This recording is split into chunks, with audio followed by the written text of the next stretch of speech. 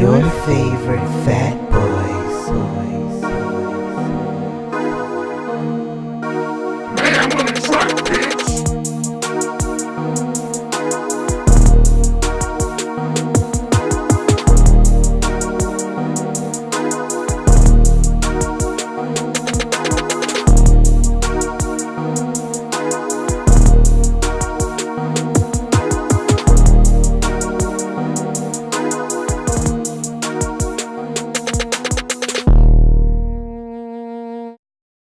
Well, that's our theme song. We got a theme song now. We do. I made it. So, it's your favorite fat boys back at it again. What's up? It's Jerron. Stefan, aka Mayhem, aka Captain Saberho, aka All Garden Tools Matter. Well, it is springtime, so Definitely. I'm Time glad to work the garden. Right, I'm glad you acknowledge all tools. So today we're going to talk about something that's very near and dear, my favorite thing, one of my favorite things in the world. Endgame. Yes. Endgame. We're gonna talk about Endgame. We're gonna talk about Marvel movies. We're gonna talk about DC versus Marvel. Just touch on superhero movie genre. In general, because we two geeks and hot anyway. So Yeah, I've been in the comic books since I was a small tyke. Been reading them, been drawn, been always loved comic books. So definitely special to me. yeah, I've been in comic books since I was a little kid. I remember my dad giving me, his old comics, and then, collecting them, going to stores, and buying them, and I was even getting them through the mail at one point. I was getting like S-Man and Spider-Man at one point through comics in the mail. So, and then like growing up watching the cartoons and the action figures. So yeah, it's some deep root history with these superheroes here. And you've been in my upstairs. You seen it. I got tons of comics, racks on racks on racks. Yeah, not money. We talking about it's some money. There's some value to them comics. Oh yeah. Quite a few of them Yeah. are worth a bit, but definitely I have actual comic racks with comics on them. And you read them. Oh, every last one of them. Yeah, I read my comics. Wow, I went back and reread them. And I read some really interesting pieces. So probably worth some money. So hopefully they still in good condition because I put them in the plastic with the back to them and everything. So you got to protect your investment, but I do not collect comics to make money off of them. I collect them to read them because I enjoy it. yeah, who knew? Like, I remember my mom telling me like, oh, these could be worth something one day. I'm just reading them, looking at the art, trying to understand the storylines, things like that, not thinking about what this could be one day. And a Spider-Man #1 can go for like $400,000. Right, but speaking of these things coming to life, we got to talk about Avengers Endgame, latest movie from Marvel. The Russos directed it. Mm-hmm. God damn it, it's a modern masterpiece of superhero cinema. It is a really good movie, and I didn't know what to expect. And I watched Infinity War, I watched Civil War, I watched Age of Ultron, I watched Avengers up until watching this. And it is like, it's the best movie they done, Marvel period. It's one of the best movies period. Yeah, I won't say it's one of the best movies, period. I mean, there's some great movies. It's one of the best Marvel done. It's edged out a little bit by my favorite. We're going to get into that later. But first and foremost, we're going to talk about Endgame, what we liked, what we might not have liked, our general perspectives on the movie, and just everything that, any emotions that you felt, anything that you felt about it. So, first and foremost, before you continue to listen, spoiler alert. You can't really talk about this movie without spoiling it, and we are definitely going to spoil it. So if you haven't seen it, stop listening right now. But keep listening. But I've seen it 3 times. How many times you see it? I've seen it twice. So it's 3 hours long. And I think off the bat, Tony's stranded. You don't know how he's gonna get back, and then Miss Marvel pops up and saves him at that moment. So in that scene, I definitely enjoyed because of the interaction between Tony and Nebula. Mm-hmm. say Iron Man and Nebula, because of the fact that you can see like she is really enjoying this company, even though it's going to be limited because he's dying, Right. because he needs food, which she obviously doesn't need, and he's giving her this validation that she never had growing up from Thanos. So them playing the little game of paper football and her winning is just like you can see that like she's really enjoying the interaction that she's never really had with anybody. Yeah, and So that's I definitely love that scene. yeah. I was thinking about that part too, and it's like just seeing her go from "I'm gonna kill you" to oh, "Okay, I'm helping you." Then it's like you give me something that you can't necessarily teach. It's like how to have fun, or you can in a sense, but like he's like relax.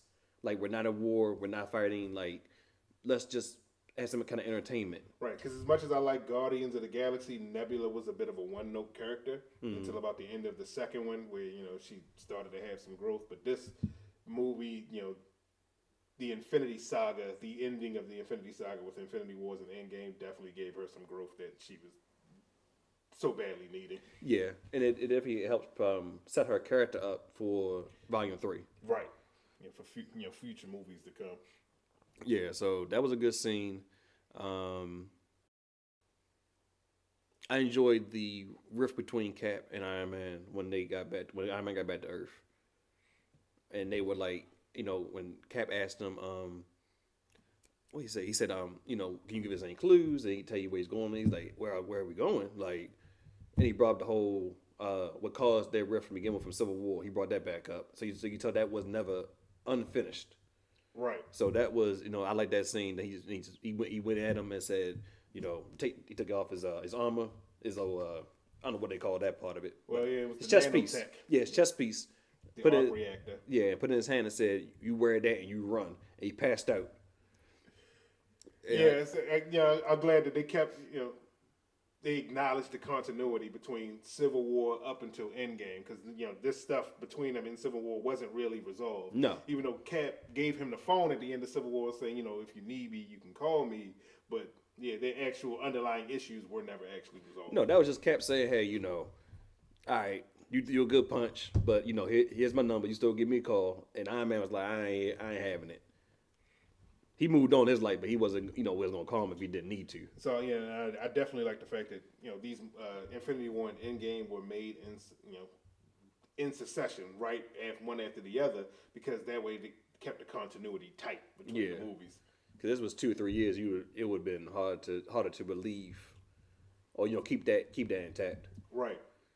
So that was a good scene. So before we go into any more details about scene specific, overall, what did you like and what didn't you like about the movie?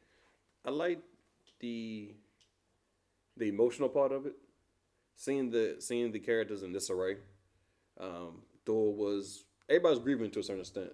Thor was grieving because he lost Loki. He lost what was the gatekeeper name? I forget his name. Heimdall.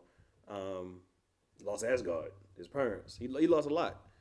And if he just made a different blow, it could have been a different outcome.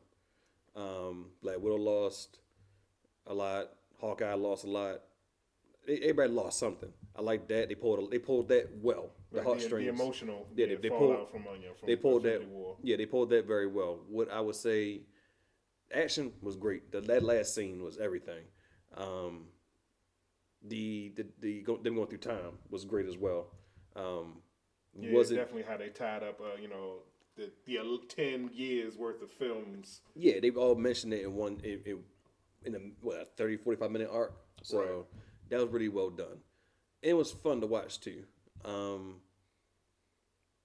I'll say those stand out to me as what I liked the most. What I didn't like was probably not seeing like any part of Vision, like them not saying anything about. Yeah, I know he got Stone taken out in Infinity War, but just like not seeing, his corpse or something of him, like what was left of him. How was that addressed in some sense? Was he back? Was he in Wakanda? Was he at the Avengers Tower? I mean, the complex. Right. So no acknowledgement of what they might have done with him. No acknowledgement of what he was done with. What else? I would like to hear more from Black Panther. Like I can maybe like seeing a scene where what's gonna lead up to his sequel. Like you saw him and his mother and sister overlooking Wakanda, but I would like to see like him and like with his team and his like okay what was going on those 5 years he wasn't there. Like give me something like what was going on. Was there a possible threat? Right. You know did someone come back maybe? So some inkling of that. And what else? Black Panther, Vision. I think Wanda, like not giving, like she had a couple lines, but like, where did she go now? You know?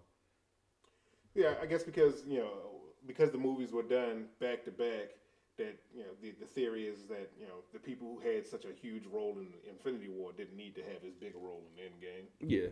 Said I liked all of those parts. The emotional beats, the humor, the action, everything was just top notch. They really went balls to the wall. But the one thing I didn't appreciate was Hawk not getting a real character arc from how he just got served in Infinity War. I mean, Thanos put the body work on Hawk like he was Muhammad Ali on George Foreman. Yeah, he I was very surprised how technical those hits were when they Infinity War. It was like right, he was counter jab. He had been watching some old boxing matches before Hawk came out, so he could put the piecework on him. Gave him that 2-piece and a biscuit all day. And you could tell, like you could really tell, like how Hawk fights. It's just straight brute. No, there's no thought to his fights. Yeah, he's a brawler. Yeah, and Thanos put that body work on him, and I was hoping that Hawk would, said I like the fact that they brought in Professor Hawk, but they didn't give him, they had Mark Ruffalo, they had Banner be Banner, but in Hawk's body, as opposed to really giving Hawk some time to unleash and get that closure that I know a lot of people were expecting that they wanted. Because you don't just have Hawk get pieced up and then don't have him at least throw a punch. He didn't, because his arm got damaged from snapping the iron gauntlets when they dubbed it. So his arm was still messed up. Right. I mean, yeah, they showed off his strength with him holding up the Avengers complex after Thanos, put that work in on it. Yeah. But just run out there and punch Thanos in the chin one time. That's something I was expecting to see, like kind of like a montage of them getting some kind of hidden on Thanos at some point, like how they did in Infinity War, like they were running up in that someone scene. It was in the trailer rather, but like Cap, Iron Man, and Thor, they all had their fight against him, but nobody. And then Captain Marvel did too. She had a moment with him, but I would like to see like Black Panther, get a hit in somehow. Spider-Man. War Machine, some of that, get like a really good hit on him and somehow some kind of team up in that sense. So, the people that Thanos put in they place, that, they come in and just like, show them that, we back to, handle business. Yeah. That's what they probably doesn't seem like that, but they probably took it out because it just was like, okay, this may be too much. Yeah, granted, it was a long movie. It's 3 hours long. And so, you got to take out what you can take out and keep in what helps the story. Yeah, understandable. But it moved along pretty well. Yeah, but I thoroughly enjoyed it. Oh yeah, definitely. I will not have anything bad to say about the movie. I mean, there's only a couple of flaws that I had with it, but overall, top notch. The Russos had me with Captain America: Winter Soldier, that they can make a competent, not even just a competent superhero movie, but just a competent movie. Yeah. And they have just continued to deliver with Civil War, and then the Infinity War, and then Endgame to wrap it all up. Yeah, I was very surprised with Winter Soldier. It was really good, and it wasn't like over the top, special effects driven. It was like probably their more grounded superhero film. Right. And it just was everything. Like Winter Soldier was really good, and then they came back with Civil War, which I think is like, for me, is like probably one or two, like probably two for like my favorite Marvel films. Right.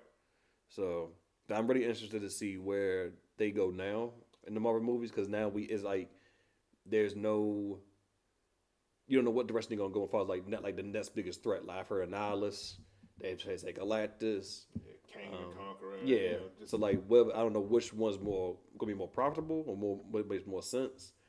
for them to do, but they got all these fast properties now. So Right. So yeah, and I kind of wonder if they're gonna do what they did here with the 10 years worth of films.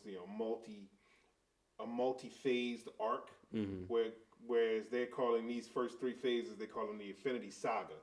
So phase 1, phase 2, and phase 3. So are they gonna do that with the next three phases? Another saga that's gonna span all the phases. it'd be interesting to see. I don't think they will go that route again. I would be surprised if they did, but I think it's going to be maybe because they have more properties now. With the Fox properties, they have a litany of new villains that they can bring in. They can do that with. Yeah, so it might be more so like a shorter. Let's say be 10 years, maybe 5 years, because who knows when we get the next Avengers movie? That's probably going to be what 25. I mean, well, they had an Avengers movie at the end of each phase, so I'm still expecting them to do that. Yeah, I know they're going. I think they're going to do that, but like I guess it's when because they got 2 movies coming out next year, then 3 in 2021 and 3 in 2022. So maybe 23 we might have an Avengers movie, but we have to see how the story progresses. All right, so everybody, as you can clearly see, Avengers Endgame is that shit. Thumbs up from me. It's 4 thumbs up. It's really good if I see it 3 times. I haven't seen that movie that much since I was like 6, and I seen Teenage Mutant Ninja Turtles. Yeah, I seen that about 3 or 4 times. I did see Teenage Mutant Ninja Turtles multiple times. Yeah, they love that damn thing. So yeah, if you haven't seen it, go see it. I hope it didn't spoil everything for you, and we ain't going into details about it. But you know what? Fuck, Cap. He picks up Mjolnir and he puts the footwork on Thanos. So I'm just gonna put that out there. I had to get that off my chest because it was great. Yeah, that was like a real triumphant scene when he did that. I almost could have cried 3 times in that movie. I almost could have cried. The first time was when T'Challa came through the portal, and I was like, "Oh, my king is back!" Like my king, Ubumbe. I was like, yes. And then the scene where they showed his face, and then the lights behind him. I'm like, I need that on the wall. I need that on the wall. I need that next to Barack Obama, Black Jesus, Mr. Farrakhan. Who else? Not Jesse Jackson. But I need them up there in that picture of T'Challa with the sun right behind them. So here's all these predominant real life black leaders, and then Black Panther. Black Panther. And when they bring Miles Morales in there, put him up there too. That was my king. I felt like when the dude coming to America, when he saw Eddie Murphy's character, he's like, my king. He's like, no. That's how I felt at that moment. I was like, that's all I needed. All right, so that's 2. What's the third one? The third one was when Peter and Iron Man reconnected. Oh yeah. That hug and them just them two is like right, because the way it ended in Infinity War. Goddamn Tom Hardy. I don't feel so good, Mr. Stark. You fucker. Trying to make me feel stuff. Right. Like it was just like he was like, oh, you're back. Like to me, like that was his whole motivation was to bring back Peter Parker. He brought him in this world. He brought him in the war. Right, into that superhero world. Right. He brought him to the war, to the fight. And in New York, he came to him. He didn't like bring him. He's like came to his aid to help him. And then when they was on the Titan fighting, he lost him there because he snapped. But it's like when he came back, that big failure. Yeah, he came back. He's like, I lost the kid. That's the first thing he said. That was weighing on him so much. So then we finally got him. It was like all I could do was hug him.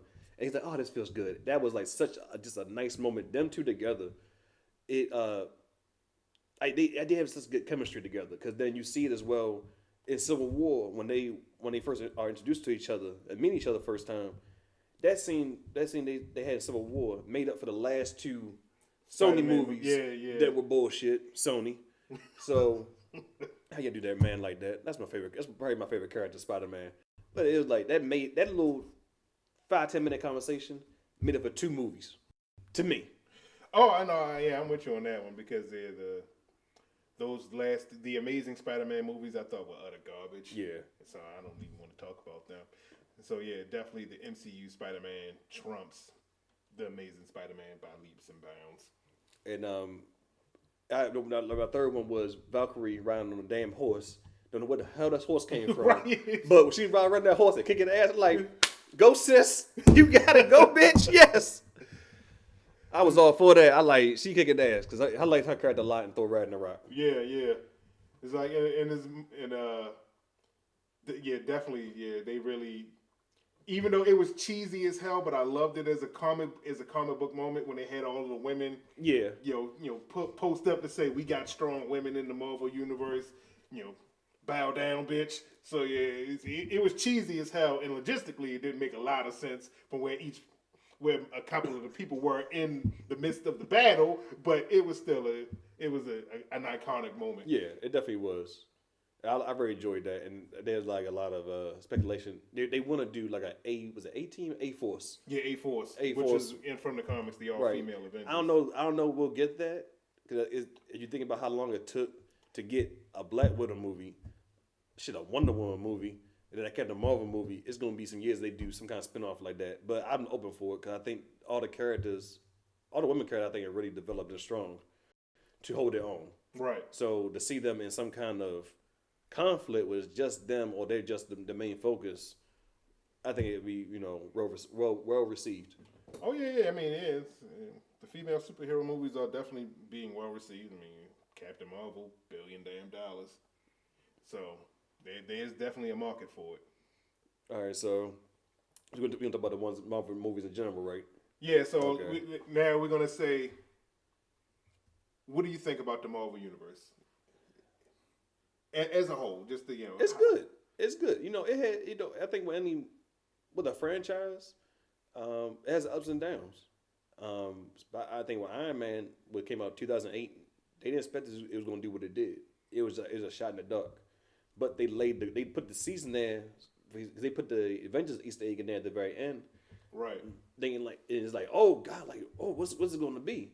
So I think out of all of you put against let's see, Marvel Universe versus Star Wars versus what DC, because they have Batman, Superman franchises. I'd say Marvel's up there. Now I think definitely Star Wars. Depending on who you ask, they might say it might be above maybe Marvel, but well, yeah, I wouldn't say that.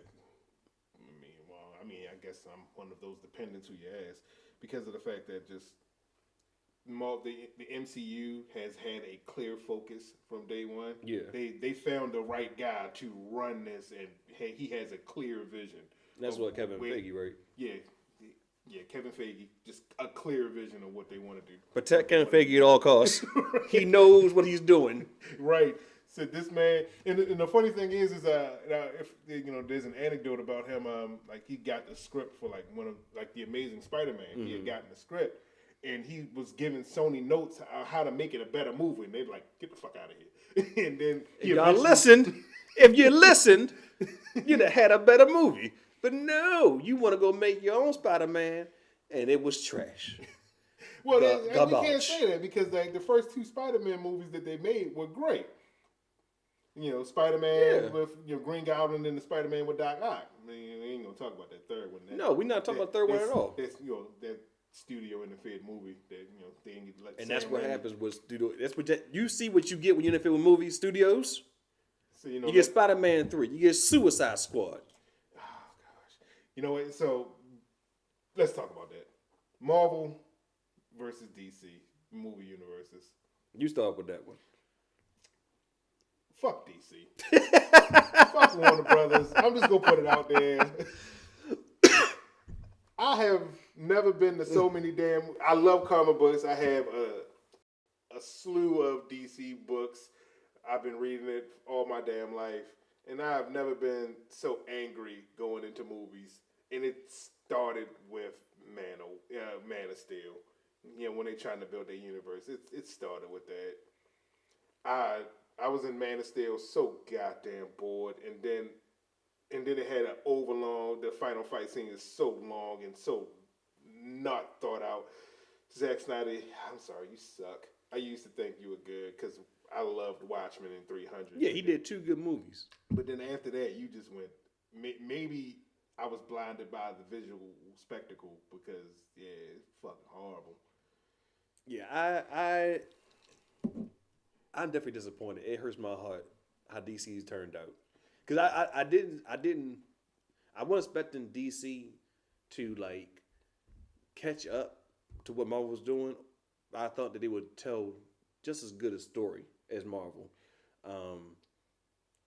And and just bring those characters to life better. Like it's just like the characters, and too like the comics right now.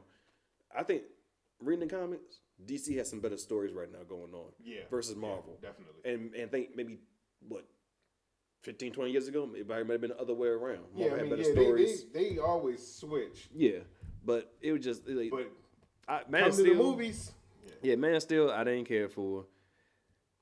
Batman vs Superman, I think it's better now than it was when we saw it. I'll slap you. Don't hit me. Only reason why I say it's better now because I think out of Man of Steel, Suicide Squad, just all Justice of the League, movies. yeah, Justice League, Wonder Woman, Shazam, I haven't seen yet, and Aquaman. That's what 6 movies right there, right? Is that 6? Man of Steel, Batman vs Superman, Justice League. But just out of all of the movies, I think that's the better one. Now, I would have to give it to Wonder Woman because of the fact that I could watch Wonder Woman and I ain't want to just beat somebody up. But watching Man of Steel, Suicide Squad, Batman versus Superman, Dawn of Justice, Justice League, watching those movies, I wanted to fight everybody in the closest vicinity because they were so goddamn terrible. Yeah, Justice League was so heartbreaking, and like there's nothing that saved that movie. Like maybe like Aquaman was cool. Out of all of them, him and Batman was people I wanted to watch. I didn't really care for Wonder Woman. You know, the movie was okay. Yeah, that's exactly that's how I felt about Wonder Woman. It didn't. It's the best one because of the fact that it didn't make me angry. So it just kind of exists. Well, how did you feel about Aquaman and Shazam? Because you've seen them two, I haven't seen them. Well, Aquaman was okay. The story was weirdly structured in the fact that apparently James Wan doesn't know how to transition from scene to scene because every time he wants to transition to a different scene, he has a fucking beam come and explode behind Aquaman's head. It happens like 4 times. It was like at that point, 1 or 2 is okay, but at 4 times, you got a problem. And I like James Wan as a director. And I will say about Shazam is the most fun that I've had at a DC Warner Brothers movie. Okay. It is very humorous. The stakes are really small. The villain motivation is whatever villain. But it is definitely very humorous. What is it, Zachary Levi? Yeah, Zachary Levi. He's definitely enjoying himself, and you enjoy the fact that he's enjoying himself. Okay. So yeah, it's definitely it's a humorous movie. I'm not gonna say it's a great superhero movie. It gets extremely cheesy and cliched, but it's definitely a lot of fun. It's humorous. Yeah, I like Batman a lot. Batman, one of the best heroes ever. I like Ben Affleck's Batman. I can't say that I like that one scene. Yeah, that's the best. That's the only scene everybody talks about when he's in the warehouse. Yeah, you know. But him and Alfred, Jeremy Irons, I enjoyed that better than Michael Caine and Christian Bale. Oh yeah, I mean, as much as people tout as The Dark Knight being the greatest superhero movie ever made, I didn't like it. The Dark Knight was the one with him and with Joker, with Heath Ledger. I think it's some good points in the movie. Oh yeah, it definitely Heath Ledger's Joker was great. He acted it well, but just the movie as a whole, it was a lot like, why are you doing this? And it was like, I'm the Joker, no reason, ha. It was like, but I don't plan, but I have planned all this stuff out. It's like, okay, and then the fact and that's another 3-hour movie, but I felt the time. Like with Endgame, I didn't feel the time. Yeah, Endgame, you don't feel the time with it. In some movies, with The Dark Knight, I felt it, and then they shoved Two-Face in the last 30 minutes. That's of the why movie. I hate it. I hate when they do that. Like I'm all for multiple villains or multiple characters because it worked well in Age of Ultron. Did like 15 characters in Age of Ultron, but everybody had small parts. But these characters you known for quite a while now, but they didn't have a lot of screen time, but they all fit in that movie. But you can't shoehorn somebody in 30 minutes and expect me to connect with it. Because, what they had about Suicide Squad was we're a bunch of ragtag misfits coming together to be a team, and then at the end of this hour and a half movie, we're a family. Huh? Right. And like, y'all don't even damn know each other. Family? Like, man, where did y'all get these ideas from? And then the fact that the ending of Suicide Squad, I don't even need to talk about it, and the fact that the movie felt like it was edited by a goddamn person who makes music videos. And then if these are the Suicide Squad, they're supposed to be doing covert, dangerous missions, and they are just saving the world, facing some magical bad And then guy. not touched upon in Justice League. Like, you don't mention that at all. Because he gets intel from, what's her name? Amanda Waller. Amanda Waller. I'm about to call her Wanda Sykes. He gets intel from Amanda Waller. And that's not translated that this event even happened in some sort of way to the Justice League. You know, Yeah, like, he could have brought up, say, well, we need to form so this don't happen.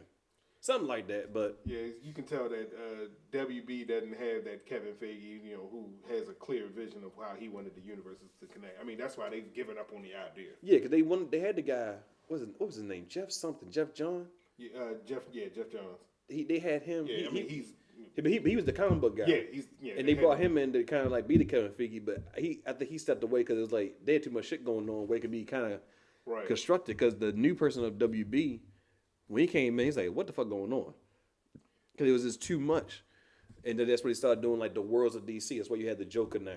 Yeah, they're just gonna do standalone stories. Yeah, because we tried to connect the universe, we failed, so we're done. But I think they can do it. No, they went at it. They went at it wrong. The Yeah, only yeah, way that they could do it now was they reboot. Yeah, the entire reboot the whole thing. Because look, I don't want to see Cyborg.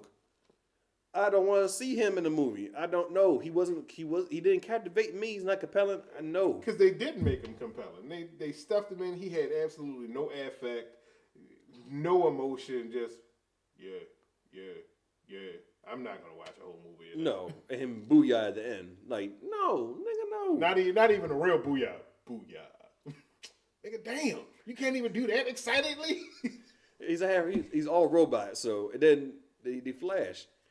Like, who taught that man how to run? I'm sorry, this run look weird as shit. I don't know. I'm not excited about that. Like, I think the only thing that could make me excited if they do a Flashpoint to reboot the universe. They've been talking about that, and at this point they should. Yeah, but I think they're just going to go with the whole route of not making these movies connected. If his movie gets picked up, because Ezra Miller, last time I read, was writing the script so he can stay on as Flash. So if that whatever he writes, I hope it is somehow connected to a Flashpoint, because then it would make sense for them to reboot it, and then you can bring in a new Superman because he left. Yeah. Ben Affleck's out of Batman. Yep. You got Matt Reeves now doing Batman, and they're looking for a younger Batman anyway. Yeah, at least for that Batman movie. Yeah, so because the Batman in this in what used to be the connected universe was an older one who's already been through some shit. Yeah, and a lot of people who were producers in WB were like, why would you have an older Batman and you're bringing in a new Superman to the world? Like, I understand the pitch of it, but to a lot of people, it didn't make sense to have an older Batman. Like, you should have a Superman and the Batman kind of growing together.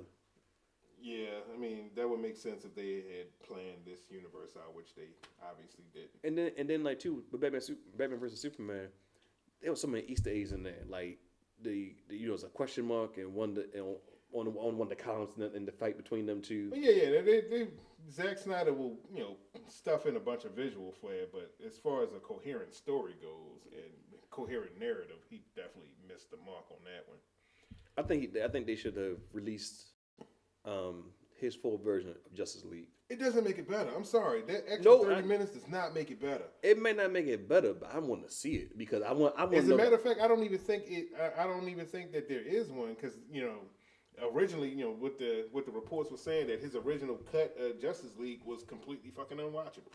Hey, Justice League was barely watchable. So I rather and they had to have Josh Whedon come in and fill in some moments, so give them some character moments and shit.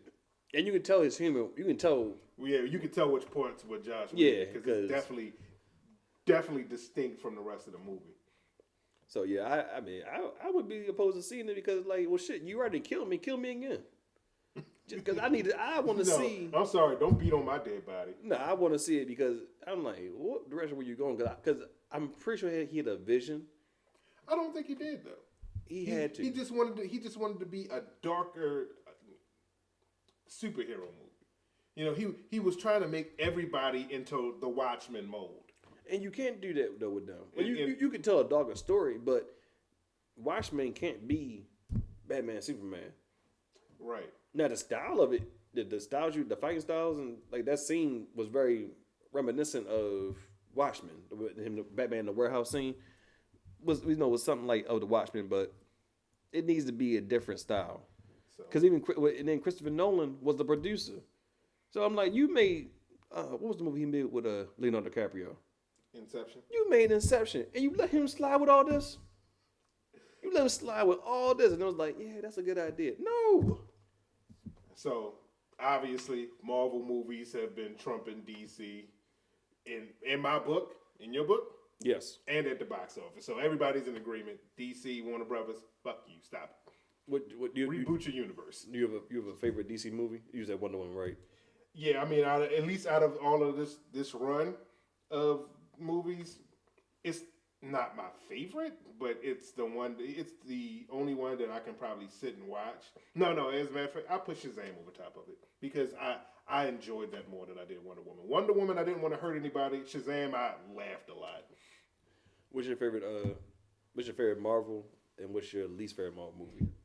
Okay, top 3 Marvel movies. It's gonna be all the ones that the Russos directed. Honestly, Winter Soldier is still my favorite. It's real close with Endgame, real close. So Winter Soldier, Endgame is now number 2, and it's a toss up between Infinity War and Civil War. Okay. I would go. What's your least favorite 3? My least favorite 3, and I'm probably gonna get a lot of flack for this. At least the one of them that's on the list. Thor 2, fucking hate that movie. Iron Man 2 and 3. And then that second slide in Iron Man 1. I'm sorry, I didn't like Iron Man. Fuck you if you have a problem with that.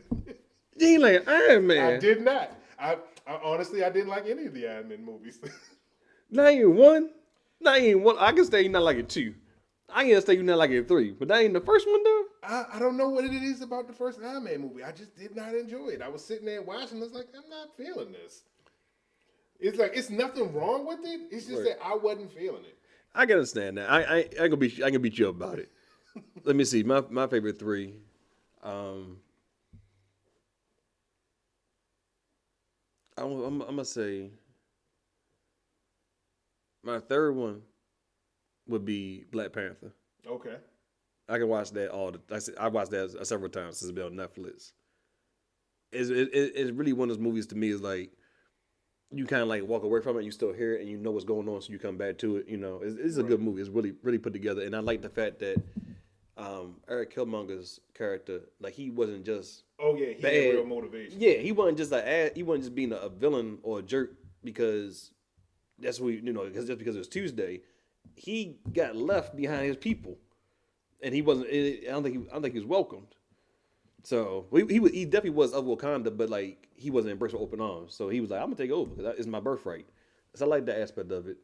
I'm gonna say Spider-Man: Homecoming, number 2, and Civil War, number 1. Okay. All right. Least favorites. Least favorites. Thor 2. I did not like Thor 2 at all. I like. Somebody asked me to go see that. Somebody asked me to go with them to the movies. I'm like, I don't think I want to see this. And then I think you told me about it, and I was like, I'm glad I didn't go see it. Then I watched it, and I was like, I'm glad I didn't pay money for this. So yeah, Thor 2, number 3. Number 2 would be Iron Man 2.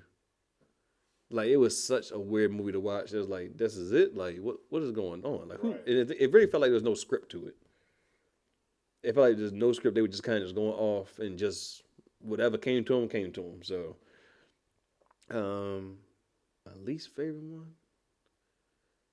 Come on, it's the lightning round. Maybe Captain America. Okay. Like it's cool, but like it don't.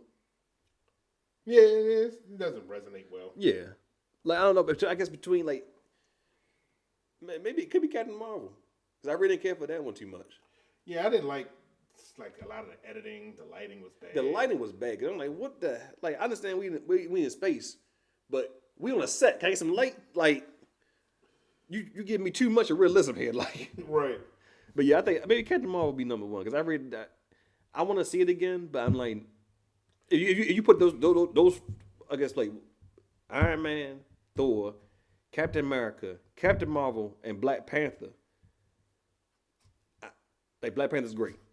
Captain Marvel, I'm gonna say Captain Marvel. Okay. It's probably my least favorite because just I don't know like between that and Captain America. All right. So now, before we close out, we're gonna have this segment that you wanted to include. you go ahead and say what it is. So my last segment here is who would you save from the superhero movies? So we always talk about like these movies in deep conversation, and like who would save these people? Like who would save what was it, Maggie Gyllenhaal's character in Dark Knight? I wouldn't save her. Why wouldn't you save it though? She's not attractive. Say what you want. Ass, man. Say what you want. You want me to save your ass? You better be looking good. You better put on some makeup. She had makeup on. Oh, well, damn. And then she still was looking good. Like I don't know, it's the crying face. Her and Katie Holmes, Kristen Dunst. It's not Kristen Dunst. It's not because you white, but it's like they just look like, oh, my love gotta go to you, save you, risk my whole life kind of look. Like it ain't there. Like it ain't there for me. Like Siri, I'ma save. Okoye, yeah, she gonna save me. She bad as shit. She gonna save me. But I'm just like, I ain't risking like in Dark Knight. It was either him or it was her or Harvey Dent, and I would have chose Harvey Dent all the way. Yeah, that was the district attorney, and she made it clear like save him. He's the saving grace for the city. But I'm like, you risking life and limb by getting burnt face off, and for her. Oh, so who would you save? Shit, we gotta think about the women's now. Yeah, come on, this is your topic. You should have thought about this. Who would you save? You only get one. Only one? Yep, you only get one. Aunt May. Which one though? Oh, Homecoming Aunt May. Marissa Tomei. I grew up with her in a different world, so I know her. All right, if we gotta go off, it's Zoe Zandela. That's what I was about to say. Oh, you have her there. No. I'm a switch. If we going off looks alone, Scarlet Witch. Okay. Yeah, I mean, she does it for me. She's attractive. Yeah, very much. I know it sounds fucked up, but it's like. But if you gotta save your love interest, you want to at least be attracted. Yeah. Like, you shallow ass man. What am I loving you for if I ain't gonna save you? The fuck? We good as friends, but if it comes between your life and her life, I gotta go with her. Right. That scene, like the Soul Stone scene with Hawkeye and Black Widow. It's you, baby. It's all you. Said I'm tossing Maggie Gyllenhaal off the cliff. It's all you. I'm gonna go ahead and stay here, get the stone. We're gonna try to snap you back. He said, this stone requires a sacrifice. I already pushed off, dog. What I gotta do? I wasn't supposed to kill him? You got Uber, so I can get back to the planet. Oh, that's fucked up. It's a little fucked up, but I know somebody else thinking they're like, I ain't saving that. Like, I'm pretty sure there's some women like, I ain't saving that nigga. I'm pretty sure Koya didn't want to save somebody, but she was part of the door of Rolaji, so she got to do her job. And now how she gonna get her rent paid? That's fucked up. Oh, fucking horrible. All right, everybody, this has been the show. Hope you enjoyed it. Said leave comments. We do read them. We do respond. So you can contact us on our email. Check us out on YouTube, on SoundCloud, Google Play Music. We everywhere. Wherever you find your podcast, you'll find us there because we doing it like that. You heard? We out. Peace. Thank y'all.